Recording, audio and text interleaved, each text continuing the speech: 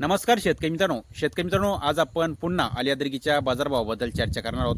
मित्रांनो, तुम्ही आपल्या चॅनलवरती नवीन असाल तर आपल्या चॅनलला सबस्क्राईब नक्की करा, जेणेकरून तुम्हाला आपल्या व्हिडिओच्या माध्यमातून शेतीविषयक बाजारभाव असेल, शेतीविषयक पिकाबद्दल नवनवीन माहिती असेल तर ती आपल्या व्हिडिओच्या माध्यमातून सर्वात अगोदर तुम्हाला त्या ठिकाणी बघायला मिळेल.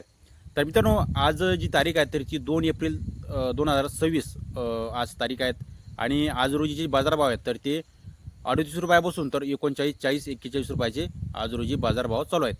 आपल्या शेतकरी बांधवांशी सुद्धा त्या ठिकाणी चर्चा झालेली आहेत आणि व्यापाऱ्यांशी सुद्धा त्या ठिकाणी चर्चा झालेली आहेत. तर त्या शेतकरी बांधवांनी 40 रुपयाने सरसकट त्या ठिकाणी प्लॉट दिलेला आहे.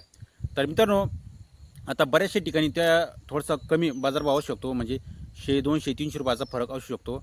म्हणजे व्यापाऱ्याला एक तर लांबचा प्लॉट असू शकतो, ट्रान्सपोर्टचा खर्च येऊ शकतो, किंवा जो प्लॉट आहे तर तो सामान्य स्थितीमध्ये असू शकतो.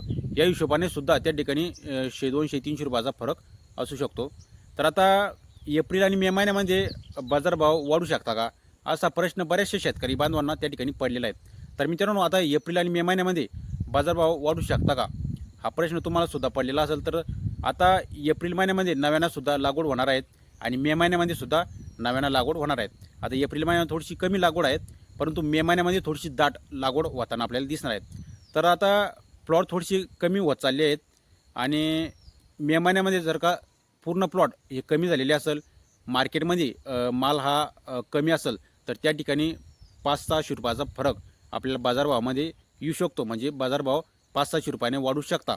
परंतु ते 2 महिन्याचा पिरियड आहेत आणि 2 महिने प्लॉट सांभाळून ठेवणं हे थोडंसं कठीण आहेत. कारण की पाण्याचं वातावरण चालू आहे आणि पाण्याचं वातावरण चालू असताना त्या ठिकाणी प्लॉट थोडीशी खराबसुद्धा त्या ठिकाणी येऊ शकता. प्लॉटला कोंबसुद्धा त्या ठिकाणी येऊ शकता. कारण की या पाण्यामुळं बऱ्याचशा ठिकाणी शेतकरी बांधवांचं नुकसानसुद्धा झालेलं आहे.